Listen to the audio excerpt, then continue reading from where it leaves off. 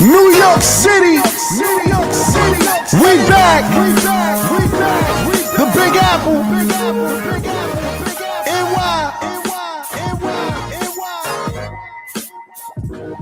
The Knicks are back. Staten Mellow. This dedicated to my city, New York. Official kings in the court. Reach with a ball, a hard lesson gets taught. So bring your skills to the nearest playground. No clown around. Catch a helmet in a minute on a New York playground. The Big New York.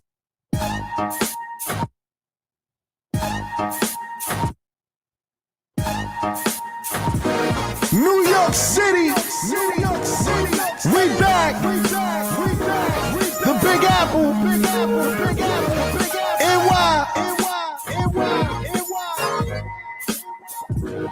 The Knicks are back.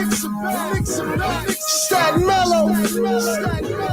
This dedicated to my city, New York. Official kings in the court. Reach with a ball, a hard lesson gets taught. So bring your skills to the nearest playground. No clown around. Catch a helmet in a minute on a New York playground. The Big Apple's what they call it for short. And basketball is our sport. We play for keeps and never settle for short. So bring your game when you come to my town. We snatch a crowd. You get embarrassed on the court after you shook to the ground. You get respected when you prove you get down. So say the joke for the clowns. And NYC, we known to go a few rounds. This is the city where you're forced to go hard. You'll get booed out of Dodge and shown the door being the weakest on squads. Rucker Park and summer nights, they stay live. Brothers play for the pride and bragging rights on who's the king of NY. So grab the pill and prepare to go hard. Pick your 12-man squad. Orange and blue better believe we go hard. This for my city, New York, New York City where it's gritty. Yeah. For my city, never pretty. New York City, sing it with me. Yeah. For my city, New York City where it's gritty. NYC, for my city, never pretty. Yeah. New York City, sing it with me. New York City, sing it with me. Steelsdagreat, Knicks Talk Nation Radio, every Monday, 10 to 11, live on Bars and Hoops Radio. We got a lot to talk about today, man. You know, I was having a great weekend leading into yesterday's game, you know, because, you know, the Knicks, they were looking good the first two games. The first game was great, exciting. You know, we took a big W against Boston, you know, at the Garden, live on TV for the world to see. And it looked like the Knicks were on a great path to something great this season. You know what I mean? Won in double overtime, great win. You know, Tibbs ran the players into the ground, but they responded, and everybody looked well. You know what I mean? The way that they looked, it looked like this was a team that is gonna be something formidable down the line. And you know, I was very excited. The next game, we blew out Orlando. And shout out to J-Remy on the check-in.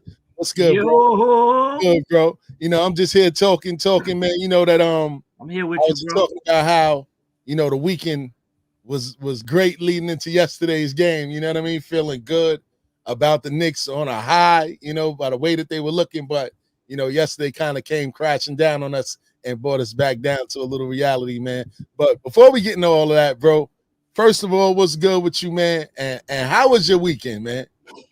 I'm chilling, my brother. Weekend was good. You know, yes, no sir. complaints, man. I'm blessed. You know, I just got to spend some time by myself, and then shout out to Ring. One of my brothers got to see my little niece, who I ain't got to spend too much time with. Shout out to her. Halo is about 6 weeks old now, so I got to spend a little bit of time with my niece and then my son. So it was a good weekend, bro. Good weekend. I'm blessed. I'm very blessed. How about you? Good. I can't complain, man. Weekend was well, man. Shout out to you for calling in on Friday night. I know you was ready to get it in. And you know what? Before we start the show, we're going to revisit that conversation, man. Melo. Shout out to Melo, one of the top Knicks players, you know, in the short period of time that he was there. He's, I think, ranked number 7 all time on the New York Knicks score list. If I'm not mistaken, his number while he was here, number 7. Melo, my guy.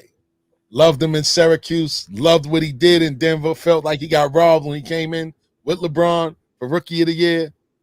Just didn't have the supporting cast with him a majority of his career. And the chance that he did, get a chance to go to the Western Conference Finals. He just went up against some juggernauts out there in regards to the Lakers and the Spurs dynasty. So, Melo just had the bad luck of the draw while he was out west. But nonetheless, came to New York, stole everybody's heart here in New York. You know what I mean? Became a fan favorite, media favorite.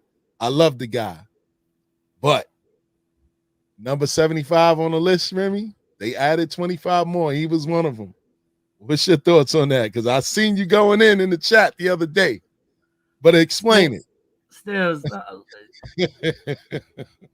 I shared this on one of the shows once before that. Yeah. I still to this day, I turn on YouTube and I type in Carmelo Anthony's first game as a Knick, and I watch that intro still to this day.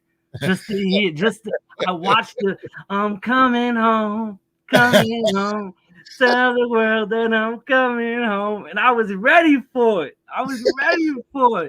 And I still I get chills when I hear it. I get chills when I hear it, when I see it, bro, because him coming to New York, it meant so much to me. It just meant so much to me. And I was always a big Melo fan.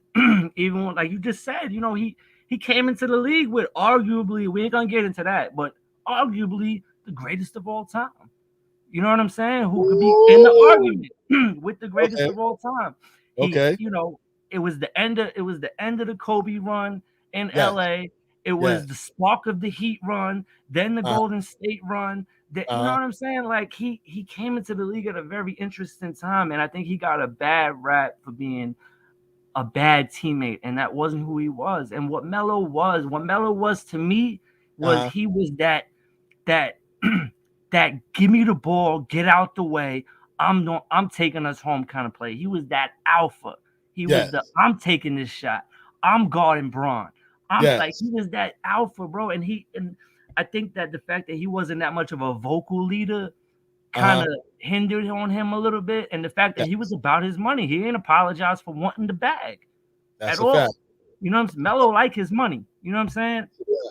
But he was I grew up during the 90s Knicks. Hardwill, what's good, my brother? What's good, y'all? Shout out to Shy Legacy. Word on second. I grew up during the 90s Knicks, that bully ball Knicks, the Oakley, Mason, Ewing, like that. That's what I grew up on as a kid. You know what I'm saying? So I'm always gonna love that first. But my second favorite era was Melo's era being a Knick, because I loved watching Melo in the Garden with number 7 and with the ball in his hand, bro. And I'm never going to change my stance on that. I feel like we had a Hall of Famer on our team, and we didn't take advantage of it. And he definitely belongs in the top 75 without a question. And I know that a lot of diehards is probably going to hate me for saying this, but I can't lie. I did enjoy the Melo era of basketball more than I enjoyed the Ewing era of basketball here in New York, to be honest with you.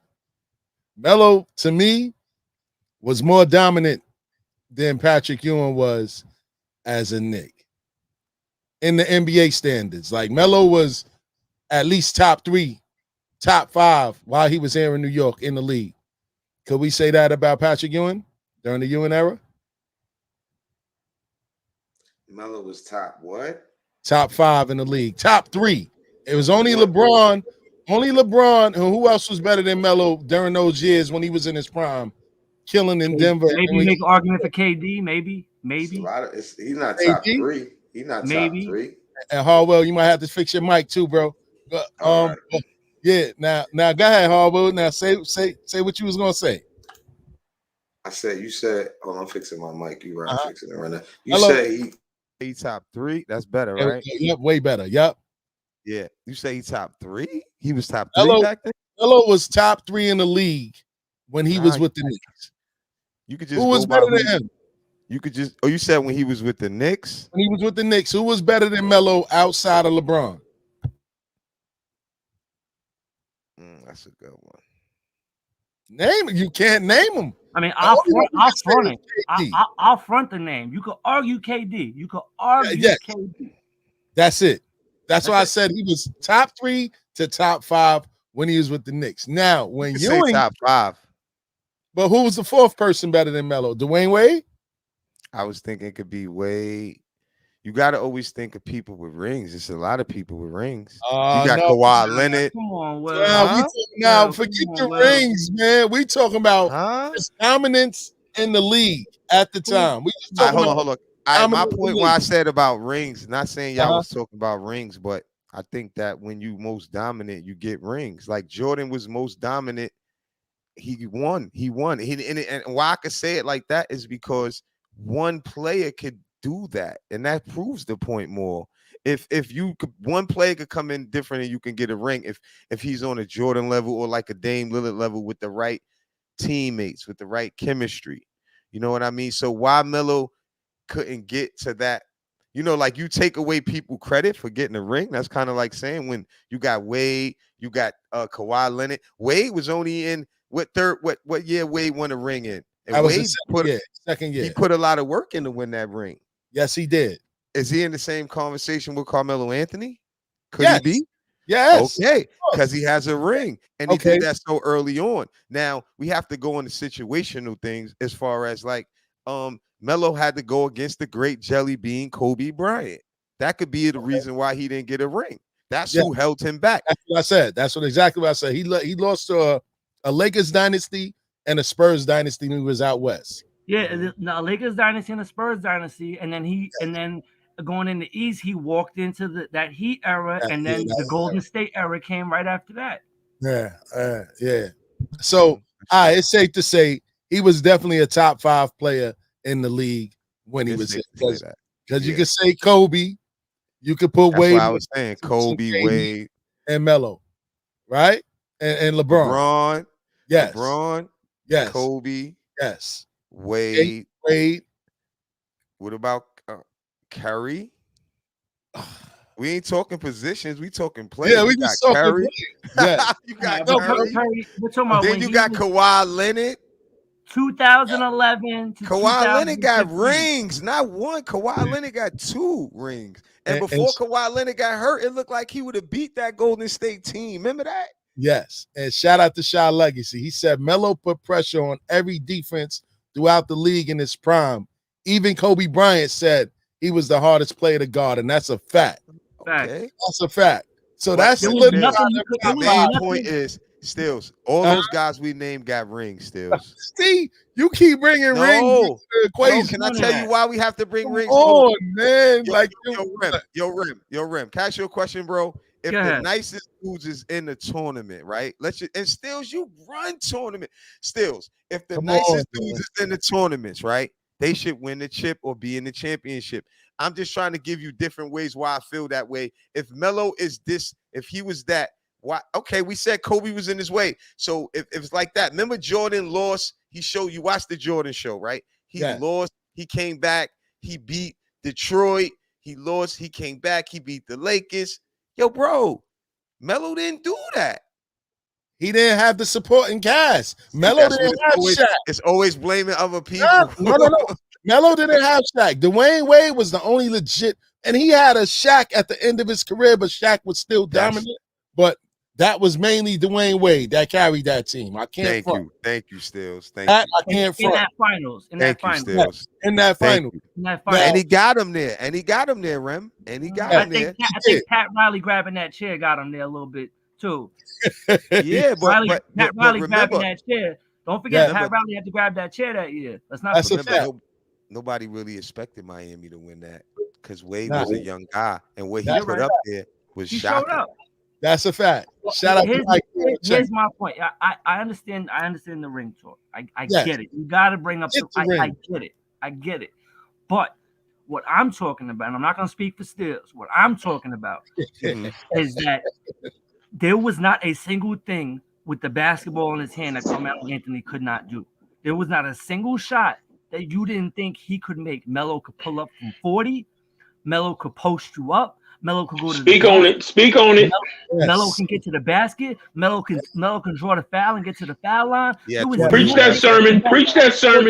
With that basketball, it was unstoppable with the basketball in his hand. And every time he touched the ball, I don't care who you are, how much you can hate on Melo. There was not a single time Melo had the ball in his hand that you did not think that's probably going to go in. That's a fact. That's a fact.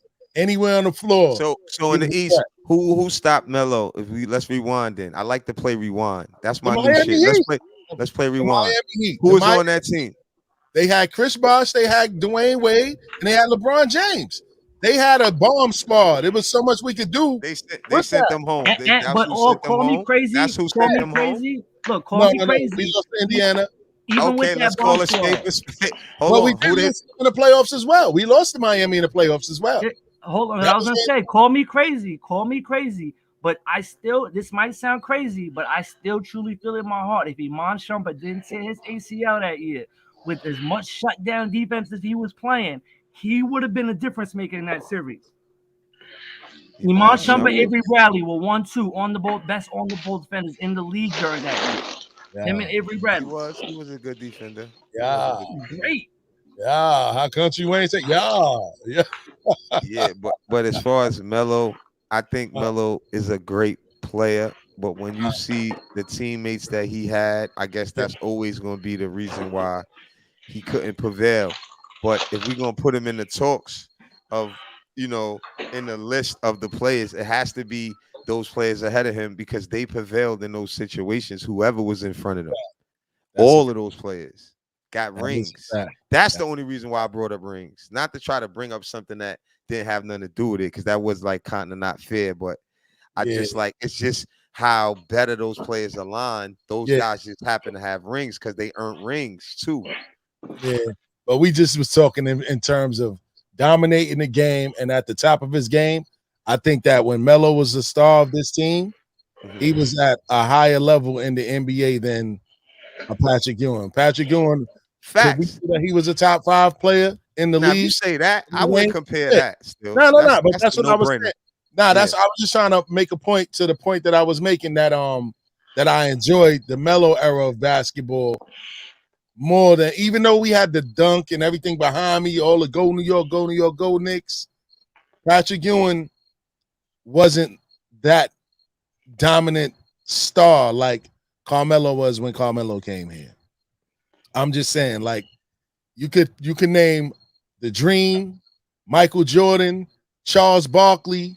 You know what I mean? You could name a lot of people that was ahead of Patrick Ewing in the era when he dominated as a Knick, and you can't name that many more people than Carmelo Anthony when he dominated as a Knick here in New York. Even though we didn't go as far because the league was a lot tougher and the super team started coming aboard, you can make that argument that, Melo's era as a Knick was just as exciting, if not more exciting than the Ewing era. And I know a lot of Knick fans will kill me for saying that because Ewing was my man, as you can see.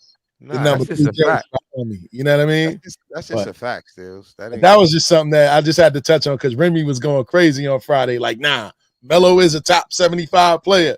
And I couldn't get to him in the chat because we was just going back and forth with other conversations on the show. But I said that we was definitely going to revisit that tonight. But, and shout out to Knicks 100 at GM. I know, huh? So is Kyrie Irving.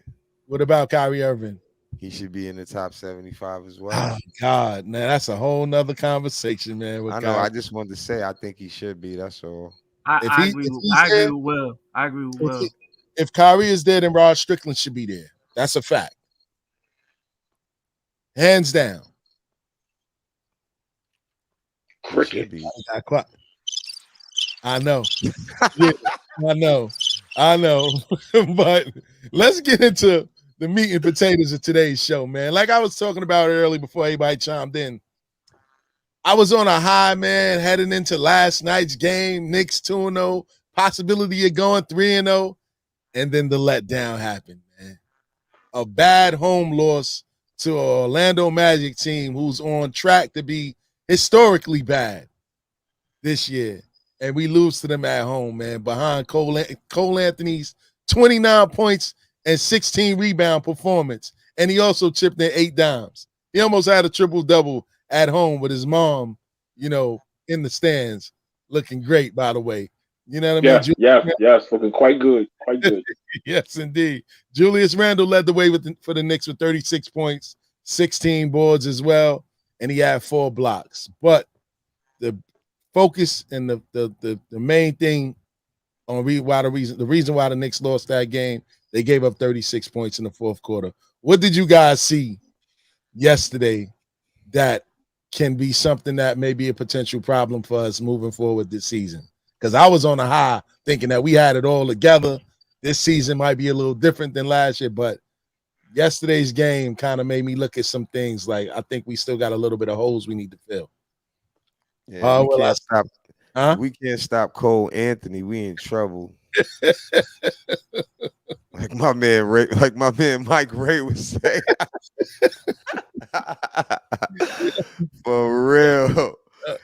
He gonna tell Mike Ray, right or wrong, right? If we can't guard Cole Anthony, what are we 36. Do? He had 29 and 16 rebounds. Let me tell you what I would have did to him. If I was Tibbs, I would have put McBride in the game and had him guard him 100 feet, right? Yeah. And then kept Mitch as the anchor anyway in case he get by, and that's it. Warm down a little bit and switch somebody else on him because you needed somebody to wear that boy down. He young. He was hot. Beat him up a little. He was hot. That's what happens when you hot. He know how to play. Yeah. His first game, he ever really did that too on us. I think the biggest damn rebounds. It was a couple of things that was like glaring and like a big thing to me, man. The ball movement wasn't there. Like in the first game when they played against Boston, the ball movement was crisp. You didn't see too much hero ball. Like you seen a lot of hero ball yesterday from Julius, and too much, and it's too early for that. So once I saw that raised some red flags for me, man. I don't know about y'all. What's y'all thoughts on that before I even elaborate a little bit more on that, man? I'm curious to hear what Mike Ray got to say. Yeah.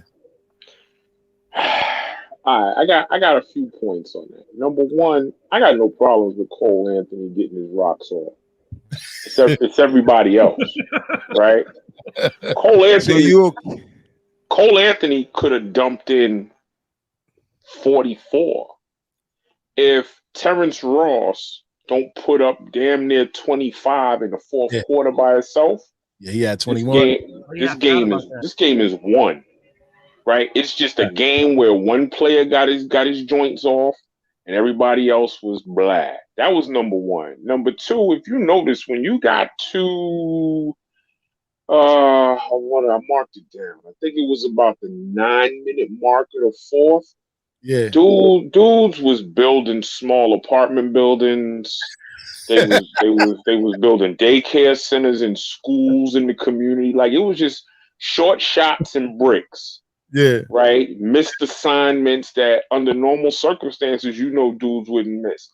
My honest opinion is if you consider the 4-game undefeated preseason and the fact that Tibbs been pushing dudes since, September the 3rd, that you saw an honestly, legitimately tired squad.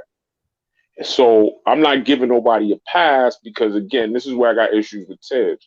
Tibbs, if dudes is tired, if dudes can't chase nobody around, where's Grimes? Where's McBride? Where's I don't care, anybody else you would have grabbed at that point. But it was a situation where dudes, to me, and you could just feel it, dudes was just flat out tired. And hero ball comes from when you just like, man, listen, let me just do this here thing and get this over with. So that was my opinion. That was my hard opinion. I wanted to see 3-0, but I mean, it's the NBA, man. It's hard to beat the same team 2 nights in a row when you still on the come up. This ain't the Phoenix Suns playing Orlando Magic. That's a fact. This ain't a slew. This ain't the Milwaukee Bucks. This ain't even though this. I mean, I think we a step above the Portland Trailblazers, but we're not the Denver Nuggets. So this ain't no team like that. So teams you should beat is a statement you give teams who are on the come up. Teams that you're supposed to beat. We're not at that level yet. So we're at the team that should beat certain teams, not teams that are supposed to beat certain teams. So I think tomorrow night will tell me a lot more than last night did. That's a fact. And tomorrow night we got Philadelphia, man. No Ben Simmons, Joel Embiid coming into town. You know what I mean? So it's gonna be a good game. But just to piggyback off of what you were saying, Tibbs kind of, and somebody made this point earlier, man. I think it was Michael K or somebody. He said that, man, leaving the guys in during that blowout on Friday kind of lit a fire under the Magic because the game was over. We still had our starters in, blowing them out, trying to embarrass them. Like somebody could have got hurt. Actually, they fouled Julius Randle crazy hard on a basket where he was trying to, just score unnecessarily, and he got a technical for retaliating. So I think that was like one of the things that made Orlando play a little bit harder. Like you said, Mike, they were tired, but they did have a day off. You know what I mean? They came back tired and they wasn't ready to play, and Cole Anthony showed out. You know what I mean? But the the ISO ball to me was the most glaring thing because one of the prize acquisitions that we brought in was Kemba Walker, right?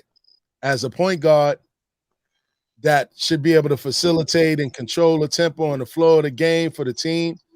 And through 3 games, we haven't really seen that. He's averaging 10 points and he's only averaging 2 assists per game on 25 minutes per game. Is that a step up from Elfrid Payton? I think it's Tibbs' fault with that. Like Tibbs, even with the game that we lost, it's more Tibbs, I think, because Tibbs didn't make the right adjustments for the game, if you ask me. Again. You know what I mean? He didn't make the right adjustments at all. And if you saying like, they tired, cool, he should know that. But this whole thing always been Tibbs run his players a certain way. And in reference to what you said about Kemba and the facilitating part, right? How can that be if Tibbs is big on this whole Julius Randle holding the ball thing? That's the problem. See, we can't believe in something until we really see it work. And I think the whole Knicks coaches and stuff, they buying big in Julius Randle because he's scoring the ball at a high clip right now. He's making tough shots. So when you see somebody make tough shots and they're going in, like they're kind of giving them more like the green light. Y'all know how it is in that shit. So I don't think that's good because we surrounded by superstar teams and he's not a good enough number 1 option to do that, to take us over the hump. So if we could play more team ball and move it to the open guy like we've been doing for the past 2 games besides last game, because he played great the second game. I think the problem is, too, a lot of Knicks fans have selective memory. Yes. But Julius Randle deserved to be criticized because he didn't do the same thing he did in game 2 and game 1. And that's all I want to say on that. That's a fact. And that was my next question. So it's clearly we need an A1 alpha star on this team. But would Julius Randle be willing to slide to the side and take a back seat to that? He ain't got no choice. Just like they do it for him right now, Stills. Kind of, sort of. Right? Yeah. Kind of, sort of. Yeah. Because he's still bringing the ball up. We got point guards. He's still getting the rebound, bringing the ball up the court. I'm like, yo, you got Kemba Walker and you got Derrick Rose on the floor together. Why are you bringing the ball up? Blame Tibbs. What I mean? Yeah, that is Tibbs. A lot falls on Tibbs, man, with his coaching style. RJ Barrett. What was going to say? Was you Remy or Mike? That was me. I was just gonna say I agree with both of y'all. I mean, we got a great contribution from Derrick Rose off the bench. If you look at the numbers was pretty for both teams was pretty much the same. I mean, you would expect that in a 6-point game, but from assists to points in the paint to rebounds, offensively and defensively, it was a very neck and neck kind of game. But and Derrick Rose played great off the bench. But I think Derrick Rose being that only contributor off the bench, we could have got if Tibbs, again, me agreeing with y'all, Tibbs could have found a way to get a little bit more out of Emmanuel quickly. If Tibbs could have even go into the starting lineup, figured out a way to get a little bit more out of Evan Fournier. 8 points ain't gonna cut it But you know, the hero ball, and I agree with you 100%. He's not that number one that can say, "Give me the rock and get out the way and take us home." He's not. He's not what Melo was. Not exactly. That's a fact. Exactly. That's what I'm saying. Melo He ain't is that yet. He ain't that yet. that guy. So it goes He'll back never on be Sid. that. Goes He'll back never on be Sid. that. Yeah. Well, I mean, I think it's a Nah. little too early to say that. I Nah, think it's too. It's you can too say late. that because it's too late. Yeah. Melo showed production early on to become who he became to be. Yeah. Julius Randle did okay on the Pelicans when Anthony Davis got hurt, but he wasn't doing nothing like what Melo was doing early on. And that's why I said about Melo. players. That's why I said about players who did it for years and year out. And Julius Randle only did the first All-Star. You see what I'm saying? Yeah. After year 9 and 8 to 9, it was a lot. First All-Star. What are we talking about then? Like, you know what we dealing with here? He's not even really a Rodman. Exactly. I mean, a Robin, really. Yeah. He just got to that caliber. Yeah. Remy, you brought up an interesting name, man. Emmanuel Quickly. He only scored out of the last 3 games, he's averaging 13 minutes a game, and he's only averaging 6 points a game and 1 assist, and he's shooting 33% from the field. I told y'all before the season start that somebody's gonna be the odd man out, and I was saying that he might be the candidate for being the odd man out. And I think if a trade comes and it's for an alpha, and we gotta give up a few pieces, we gotta get the first thing smoking. I read an interesting rumor, by the way, after you're done. Still always talk about a few pieces. I have to mute a few pieces. Yes, and you know we gonna get to it, Hardwill. That's why you laughing. I just had to wait. You go ahead, Remy, what you gonna say? No, I was gonna say I read the same trades like idea from 3 different writers in the last like two days, even a day, is Miles Bridges. People have been bringing up Miles Bridges a lot. And who? The Knicks? A few pieces, brother. A few pieces. A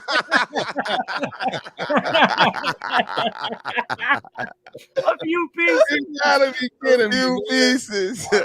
Oh, man. 3 different writers, bro. Don't shoot the messenger, but 3 different writers. I was surprised too. But 3 different writers. For who? He ain't trying to tell you. One of your boys is in there. He don't want to hurt your heart. Oh, no, nah. That's emphatically non-cipher. That ain't happening. Well, him and DeAndre Ayton, they've been talking about. Oh, really? Ooh. I remember Ayton. I heard about that. Remember, Ayton was a name that I brought up last week. So they out here listening. You know who brought up Ayton? Stephen A. brought up Ayton on Hot 97 on Friday morning. He brought him up about coming to the Knicks. About DeAndre, him hearing those whispers, and he's close with World Wide West. Those 2 are close, and he's hearing whispers that they're making a push for Ayton, and they got to get a few pieces. Oh God! So you're not saying Miles Bridges? You mean Mikal Bridges? No, yeah, Mikal Bridges. Yeah, because I'm like Miles Bridges don't make no sense. No, Mikal Bridges. All right, now. Did he just get the bag though? Huh? He just got a bag though. Yeah, he did. Right. Shout out to Knicks 100. That's right. On. Emphatically non-cipher. We can't do that. You know what I mean? Word. But for Ayton, you got watch your mouth, Hardwill. You've been dying to say that. No. I know who Remy did. Remy was saying a few pieces. He was trying to hide. Remy was trying to hide the names. Tell y'all something, man. Let me tell you something. You know they don't want the best picks over there. Shit, listen, they don't have no room for Obi over there in Phoenix. Obi's staying right here. And let's talk about Obi Toppin, man. Right now, he's finishing games. He's finishing breaks. He's dunking on people. He's hitting the open 3. Right now, in 21 minutes a game, he's averaging 9 points, 3 boards on 57% from the field. So just imagine if he got an extra 10 minutes. That's at least 16, 17 points a game. Legit. Easy, too, without having to have the ball in his hand 90% of the time like Julius Randle. And I told you this. He showed this last year in the playoffs against Atlanta. He doesn't need the ball in his hand to score because he's so versatile and he can run the floor. He gets easy baskets. and that's what you need in this league. So, and then what did we say last week as well? Remy, Obi at the 5. Oh, it was a hell no. Julius Randle. They ran him at the 5, and we ran Orlando out the building, and he finished the game against Bills, don't do that because you said he couldn't play the 5-2 when I said that. No, I didn't say that. Testify. I did not say that. No, I said that. When Remy said it, and I said he can't, you said no, he can't play the 3. No, you say he can't play the 3. My bad. Oh yeah, exactly. I said he can't play the 3. You're right. My bad. But in situational basketball, I ain't saying the whole game he's gonna be the 5. Now you did. You said 3. Yeah. I remember now. Yes. It wasn't the 3. Positionless basketball, and that's what the Knicks need. But it ain't gonna work if you holding the ball anyway. It don't matter because if he's spreading the court and Julius still holding the ball, what's the sense of having him on the court? You might as well have an offensive rebounder on the court. That's a good point. That's a really good point. That doesn't make sense. It doesn't. That's what's happening, bro. And that's how we lost that game.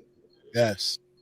Well, but I mean, it boils down to. I think it boils down to this: we're not going to go anywhere with Julius Randle leading us in points, assists, blocks. Like if that's I'd rather the case, an assist rim. I'd rather an assist rim. If you're doing saying, assist, that means he getting. No. Far as making the right read. The last games he made the right read. It was perfect. He gave it to Fournier. I'm talking about Randle. Randle makes the right read. Like he has the ball, right? And when they come, he makes the right pass. Even when he do that little pick and pop with Fournier, he had some stuff going on. Our last game, he did not pass it. He kept shooting. Look how many threes he took last game, Stills. That'll prove it right there. Yeah. He shot too many. Yes. He shouldn't have the ball in his hand, though. I don't think that he should have the ball in his hand. That's the point. Because that's what killed us in Atlanta. When teams was doubling him and he couldn't pass out of the double team, it was a turning. You know what I mean? Look at the game against Boston where they went into double overtime. That game should have been over in regulation. Kemba Walker, of all people, had like 2 crucial turnovers in like the last minute and a half of the game. You know what I mean? That was bad. Yeah.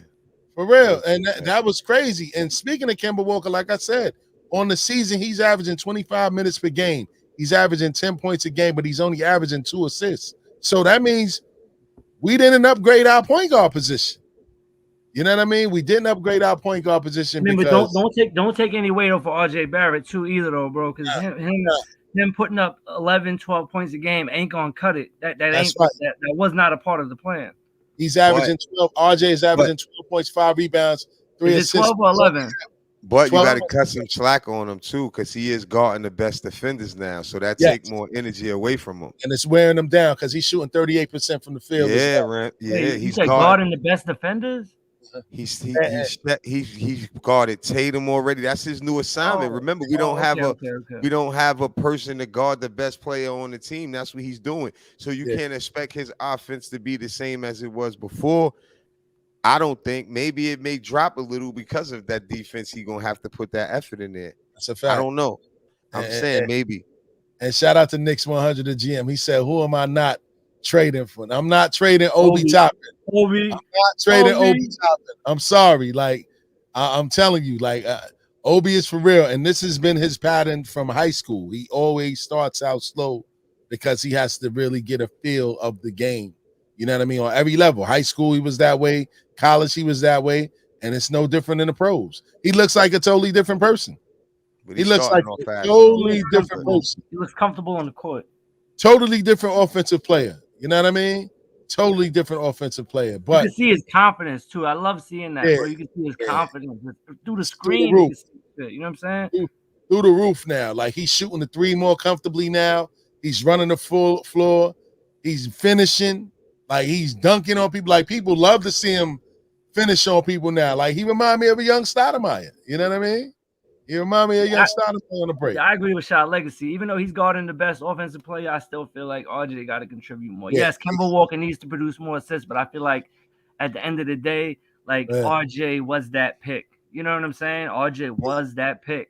And let me ask you a question. That pick after Zion. You know what I'm saying? Yes. So let me ask you a question. Zion. If Randle was holding a ball, and and you give me the ball to hit threes in the corner and all of that, but he's holding the ball. That slows down my production as well because now the ball ain't moving. And RJ looked lost in the offense. Yeah, it's because the ball is stuck. That's what they call the ball being stuck. It's not moving. Yeah. And they tell you, even Jordan, good players, they got their team involved so their team could be ready. He's not doing that. He's looking a little selfish, if you ask me, Julius Randle. Yeah, and that's my point. That's why I said, look, if it came down to it and it was to get an A1 star, I'm getting rid of Julius. I'm sorry. Like, yeah. I like him, but I don't love him to say I'm gonna turn away an opportunity of getting a guy like Damian Lillard in here. No way. Julius got to go. So if they tell you we'll give you Dame Lillard for Julius Randle, Obi Toppin, and Emmanuel Quickly. Yo, we revisited this. We visited this already. We're gonna do this again. They're not giving up RJ. I mean, they're not giving up Obi and Julius together. RJ. Hold on, Steels. Dame Lillard, hold on, don't do that though. Hold on, because I want to hear you answer this, Steels. But hold on, what if? There is no Obi Toppin in the equation. No, I said they asked them if they asked for it. If they call Steels the GM, right now, and they dial 516-206-2711, they ask Steels the GM right now if he's taking that trade, will he say yes? No, I'm not. Friends and family. I'm not. Don't mix. Why? But you want to know why? Because you're giving away our whole front court. Like, who am I going to depend on then? Dame Lillard. No. Dame Lillard. Mitch, you still got Mitch. You still got Mitch. You still got Burks. RJ. All right. Still got RJ. Ryan. All right. I would take. I'll do it. I would do. No. I would do it. Still there. I mean, hopefully they don't want Obi so we could keep him. And but they see what you see. Shah said, "Why would Dame play with RJ? Why would he? It's always another move that's going to be following that. If they bring in Dame Lillard in, that means that they're going to upgrade the backcourt. It got to be a Dame Lillard, huh? I was going to say, not only that, all teams got mad good players on there. Like, you got to learn how to mix good players together. They play different positions. And RJ hitting the corner three, you can't double Dame because he's going to make the right read that Julius ain't. Dame Lillard finds CJ and those guys. He plays good basketball. I think that's what Shah is referring to. He's like, why would he leave Portland with CJ McCollum to come to New York to play with RJ Barrett? Oh, okay. Because he maybe went out of Portland because of the market. That's There's a fact. Reasons why he want to leave Portland.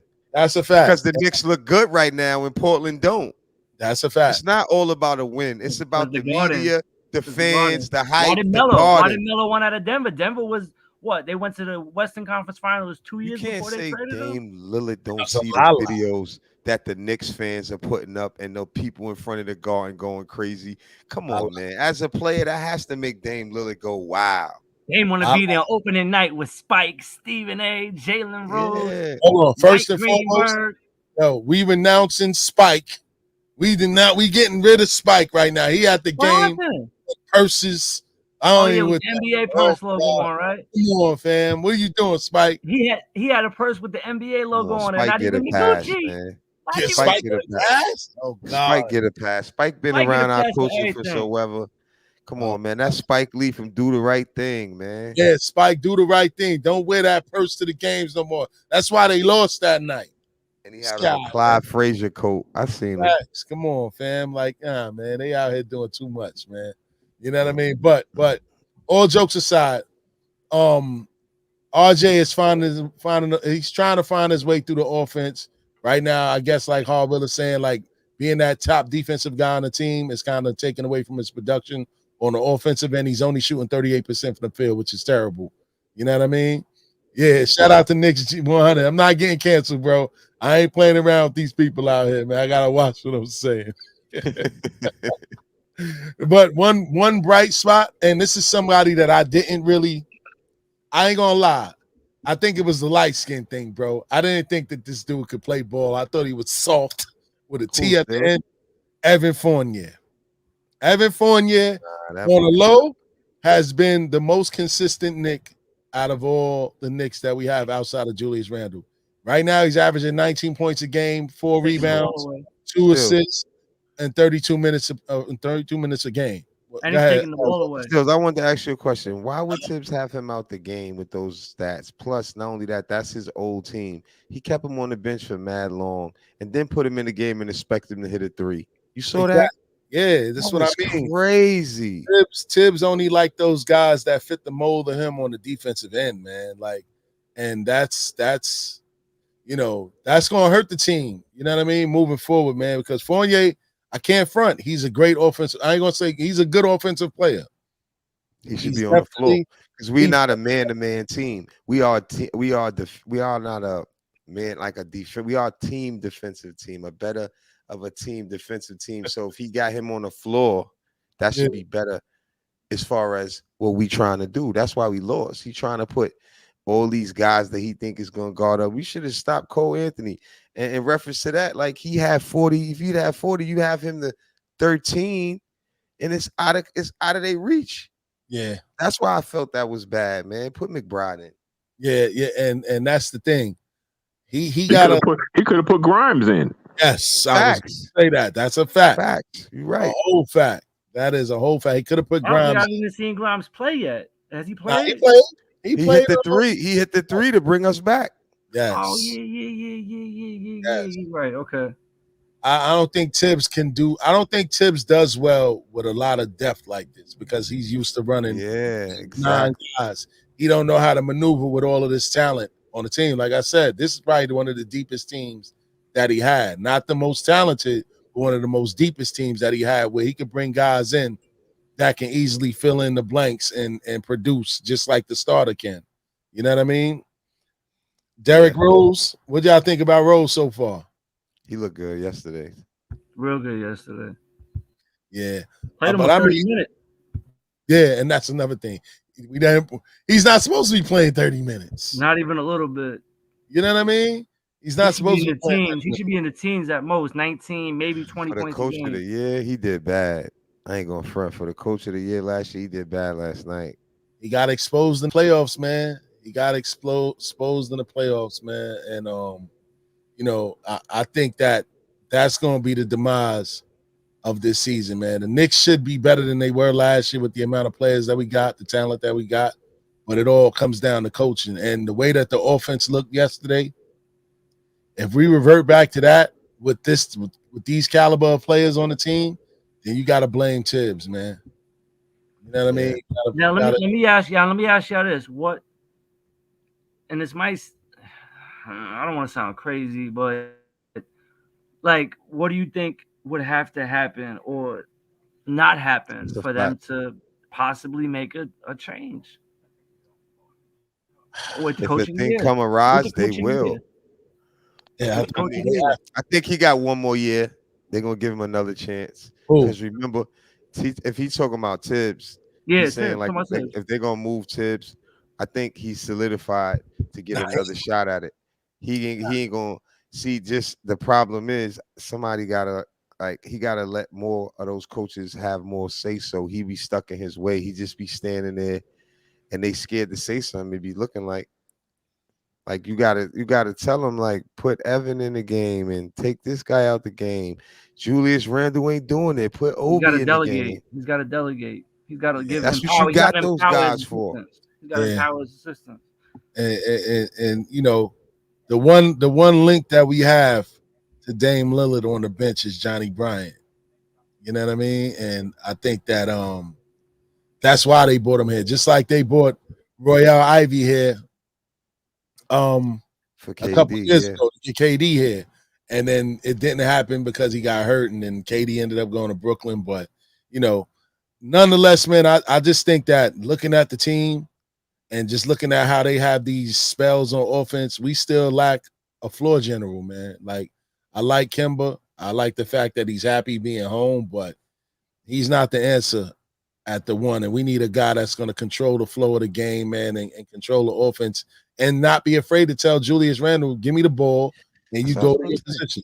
Huh? That's what I was gonna say. What is that like to the point of what they don't trust Kimba enough to let this guy keep doing that? I don't It's understand it. Yeah, because what was the sense of bringing him in? You know what I mean? It didn't make any sense to bring him in if he's not going to play the role of the point guard.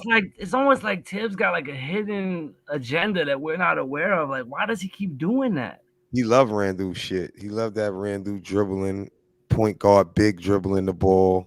I don't get it. Like, what is like this man is a great to be an NBA head coach, NBA coach. Period. You got to be a brilliant basketball mind. You got to be smart, right? There's only 30. You know what I'm saying? There's only 32 of these dudes out there. 30 of these dudes out there. So what is it that we're seeing that he's missing? You know what I'm saying? Like, yo, it's not working, bro. And you got look to your right. You got a whole line of dudes that He ain't giving no run to. He ain't giving up no they run. can contribute, bro. You could run 11. What I said 9, 10. Mike Ray said 11, 12. He could run that deep. What was the biggest knock on Tibbs when he was in Minnesota? He couldn't adapt. Clashing with his stars, big time. Nah, he couldn't adapt to the modern day NBA. Like he stayed stuck in his ways, and that kind of alienated some of his players, and it caused players like Karl Anthony Towns to rebel against him. You know what I mean? He couldn't adapt to the way that the game is evolving, and you can tell by the way that he still sticks to 8 or 9, 7 or 8 guys in a game when you got a team legit with like 10 guys that you can run every game with no problem. You know what I mean? What about Alec Burke? What is Alec Burke doing? He can't even find good minutes for these guys. You know what I mean? And shout out to Shaw Legacy. I'm not saying that we should fire Tibbs, and that doesn't make sense to fire Tibbs for Johnny Bryant. But the reason why people are bringing up Johnny Bryant's name is because he was a legend in Oakland, and Damian Lillard looks up to him. So I think that was one of the reasons why they brought him here, to attract him to come to New York, which is a big market, which Dame has been kind of crying for the last couple of years, because he felt like if we're gonna move on from Tibbs, like enough is enough. They need to just stop playing and get Mark Jackson in there. Yeah. I don't think Mark Jackson ever gonna get a job, man. The fact that they didn't get a job yet, I don't think that they gonna give Mark Jackson a job. And like my man Knicks 100 said, man, like the cancel culture is real, man. You know what I mean? I'm surprised that they still let Mark Jackson announce on games and stuff like that, commentate games and stuff like that, man. You know what I mean? So I don't know, man. I don't think that firing Tibbs is the answer, but he does need that. I was curious to know, what do you think would have to happen for that to get that? It got to be like an epic collapse where the guys just freeze him out in order for that to happen. Like, that's the only way they're gonna get rid of him. The fan base likes Tibbs because he's attached to the Knicks, you know, with the Van Gundy era. You know what I mean? So he's like, and then they talk about how he's a Knicks fan as a kid. So the fan base is pretty sold on Tibbs, but it'll have to be an epic collapse for them to fire him. You know what I mean? I don't think that they're gonna just get rid of him. And plus, he's tied to the hip with the agency, CAA. You know what I mean? That's Leon Rose. Like, they all connected. So I don't think they're gonna just get rid of Tibbs unless something like that. If they do, he'll move up somewhere in the organization, you know, or something, just like how they did with Brad Stevens, maybe. But if he don't produce, man, if we keep getting we get better, and he don't bring us nowhere, they ain't gonna keep him for long. He probably got another year or two there. Yeah. If he don't get us out the first round, or we don't get Eastern Conference Finals, they're gonna be looking for us to go somewhere soon. Yeah, he's used to coaching stars, man. He got spoiled with Derrick Rose. It's the reason why he keeps bringing Derrick Rose everywhere he goes. He's used to having that crutch of a superstar that he can run into the ground and just tell him, yo, here, take the ball, do what you want to do, bring us to the promised land, play hard on defense. You know what I mean? So I think that's why he put so much faith in Julius, because Julius is our best offensive player. You know what I mean? That's why he put so much faith into him. But, you know, that's not the way. We already seen that Julius isn't that guy when it gets tight, and when the games really matter in the playoffs, when it's time to go hard or go home. Like, he's not. It's His game is almost like when he's forced to actually have to X and O coach and draw up plays for situational basketball. Yeah. It's almost like he just doesn't want to do that. So he just goes to what he thinks is the go-to thing and give it to Julius and get out the way. It's almost like when he's pressured to coach situational basketball, he can't do it. So what coach in the NBA does do that? Shout out to Word YL. We see you, bro. What coach in the NBA do you think fits that mold of the great X's and O's guy? Because it's not that many. A lot of these teams, because they got stars. Look at Frank Vogel. I like the Toronto coach a lot. I feel like he's a good situational coach. Is more of a defensive. Yeah, he's more of a defensive we need coach, another offensive coach. I think regardless of what people say out west, I think Frank Vogel is a good situational coach. I think I think he is a good situational coach. Yeah, I think he's a good situational coach with that much depth. Again, you're talking about it's not that easy to coach depth. We got to remember that. You know what I'm saying? We and also Ty Lue. Ty Lue's another one, bro. He got to get his respect. He got to get his respect, bro. He has to get his respect. Ty Lue is one of the better coaches in this league. I don't know that I could put Ty. I know I damn sure can't put no Frank Vogel in that conversation. That's blasphemy to anyone that ever coached anything. He's horrible. Y'all are bugging. Frank Vogel? Frank Vogel. You ain't seen Frank Vogel in 9 years before you got that Laker job. I like Frank Vogel. I think Frank Vogel is a decent coach. But no, there ain't no way I put him in there. As long as you on your resume have a top 25 all-time player, then I have to temper exactly how great of a coach you are when you reserve the right to give the ball to God. How great of a coach are you? So Phil Jackson, so Steve Kerr, so you're talking about all these coaches that have had top 25 players. You're questioning their coaching because of the player they got. I'm questioning their X and O ability because they consistently walk the high wire with the greatest safety net of their era. Pop is the only one that's an outlier for me because the difference in guards or bigs that can handle is that someone got to give you the ball, right? 100%. So as opposed to someone who I don't know that there's a greater Tim Duncan fan than me, right? But Pop's X's and O's with a Tony Parker, with a Avery Johnson, made Tim Duncan, David Robinson, made them what they ended up being. He schemed up X's and O's to get his best player the ball. But when your best player has the ball from the time the ball gets passed inbounds, it's a little bit different. Who's stopping you? Who's stopping Braun? Nigga, I could spit on the floor and draw. You go here around the paper cup and you go down the side by the Twix wrapper and give it to him. Or you do what you want to do with it. You just do what you want to do with it. Yeah. Now, I give you that. LeBron is play don't even animal, go but I through ain't all going the to get time. started on that.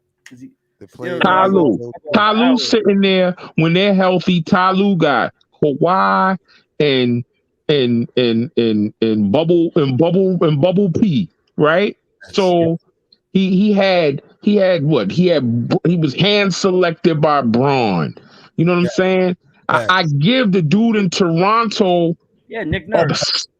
I give Nick Nurse a slight pass because yes, he had Kawhi, but at the same time, my man running the point was still nothing to sneeze at. And they developed Pascal Siakam, right? He might get a slight pass from me, but if you want a legitimate X and O coach, I hate to say this, I really don't know if with the greater players today, a true X and O tacticianer exists anymore. Nah, they don't. And to answer your question, Knicks 100, yes, Vogel did beat us when he coached the Pacers, but they did have a deep team led by Paul George that year. You know what I mean? Stales, hold on. I gotta 9 years disagree. ago. Frank Vogel and the Pacers won the actual game, but they didn't beat the Knicks. J.R. Smith beat the Knicks, and that's why the Knicks lost. He threw that elbow. That was the ultimate pin in the balloon. They never looked the same. They didn't look the same at the end of that game. They struggled. They should have damn near swept Boston. They'd have rolled through Indiana. Of course, you didn't have my man Shumpert to play D, right? Who might have been one of 3 premier on-ball defenders in the league that year. I said it, right? So you throw that in. You throw in this clown ass golf playing nigga. Man, I know this is a family show, but y'all gotta forgive me because I get hot every time I think about it. It's Monday night, baby. I could see him throwing that elbow. He threw that elbow. I ain't never wished one of my own players on my own team got 2-piece, but man, I wish Jason Terry would have 2-pieced them. Man, I wished he'd have Chris Child them. Man. And that was it. You saw the team deflate. They was never the same. And to be fair, if he never did that, they'd have ran through Boston. It'd have probably been maybe 4 games to 2. They'd have took Indiana out, and they were poised to take Miami. Bron and them didn't want to see Melo that year. Melo was cooking. Melo was on some old school West Baltimore joint. Yeah. Like, mixtape. Yeah, we was built that year to beat those guys. We was built to beat Miami that year. We was built to compete with them for sure, man. But I don't know, man. But fellas, and shout out to Word YL, man. He said Tibbs' problem is that he gets caught up watching the game as opposed to making the proper adjustments on the fly, which is true. And real quick, Stills, I meant to do that at the beginning of the show, but I forgot. A very close, important person to me. It's her birthday tomorrow. Her name is Flavia. Tomorrow's her birthday, so happy birthday to her. Happy birthday to Flavia. Happy birthday. From the whole staff here at Knicks Talk Nation Radio. But fellas, man, you know what I mean? That's our time, man. It's Monday night. I think we might start a little bit earlier, man, moving forward. I think we might start earlier, man. We got cooking early tonight, baby. Yeah, we got cooking early, man. But, that's something to revisit, man. We doing a little revamping over at Bars News Radio. So we might do a little something earlier, might do another day, figure it out. You know what I mean? But again, man, I salute you guys for always showing up, man. Holding the brand down, holding the show down. Shout out to everybody that's checking in on YouTube. Shout out to everybody on Facebook checking in, and shout out to the live listeners on Bars and Hoops Radio. We appreciate you. Make sure you check us out every Monday night. You know what I mean? As for now, from 10 to 11. You know what I mean? But before we go, what's y'all predictions on tomorrow's game, man, against Philly? What's the keys to victory, man, tomorrow? Team ball. Don't hold the ball, pass it. Let everybody touch the ball, get involved. And, that's it. Hit the open shots. If Mitch cannot get horsed in the paint, which I think this new weight, and his shoulders look wide. Yes. If he cannot get horsed, I think we could win this. I really do. We know he ain't scared, so we know Embiid ain't about to punk Mitch. So, you know what I'm saying? I think some good ball movement. And, Embiid going to get his. But for the most part, man, I really think Mitch cannot get horsed in the paint. Force that dude out on the perimeter. Make him earn it all on the perimeter. I think Knicks could win that. Yeah, I think that we could win too, man. We just can't let Tobias Harris go berserk. Because Joel is going to get his, like Mike said. We can't let Tobias Harris get his. You know what I mean? And we can't let Tyrese Maxey, who's filling in for Ben Simmons now quite well. You know what I mean? We can't let him get off too. So if we let Maxey go to Kentucky? Yeah. Yes, he did.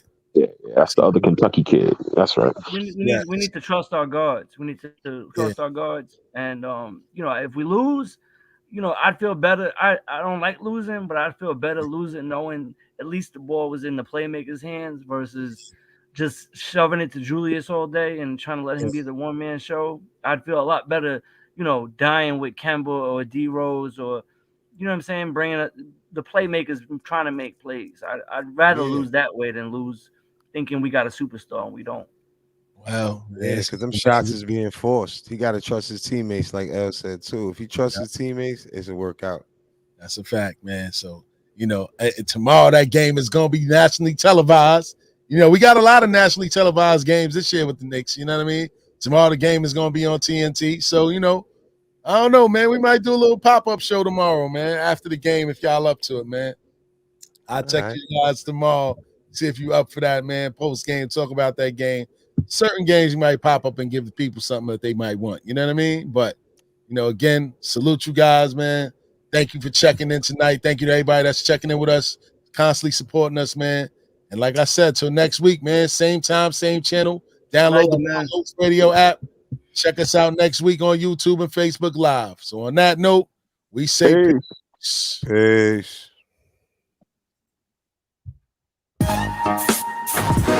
New York City. We back. The Big Apple. NY. The Knicks are back. Staten Mellow.